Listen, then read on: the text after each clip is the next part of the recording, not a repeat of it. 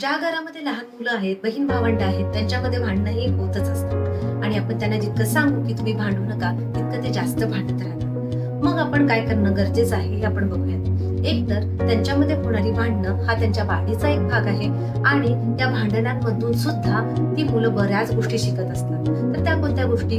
एक तर आपण आपलं म्हणणं मांडायचं कसं किंवा दुसऱ्याचं म्हणणं ऐकून कसं घ्यायचं, आपण एक्सप्रेस कसं करायचं, एखादा प्रॉब्लेम असेल तर तो सॉल्व्ह कसा करायचा, या सगळ्या गोष्टी ते भांडणातून शिकणार आहे. पण इथं महत्वाची एक गोष्ट आहे, जर मुलं भांडतायत, चुकीचे शब्द वापरतायत, एकमेकांना इजा करतायत, तर तिथं स्ट्रिक्ट रूल असणं खूप गरजेचं आहे. पण इतर वेळी जर ते अगदी छोटी मोठी भांडणं होत आहेत तर तिथं त्यांना दुर्लक्ष करणं खूप गरजेचं आहे. कारण तुम्ही जितकं दुर्लक्ष कराल तितकं ते स्वतः त्या प्रॉब्लेमचं सोल्युशन काढतील आणि त्यामधून बाहेर पडण्यासाठी प्रयत्न करतील. पण आपण जितकं इंटरफेअर जास्त करू तितकं ती जास्त भांडत राहतील. मग आपण काय करायचं हे नक्कीच आपल्या हातात आहे.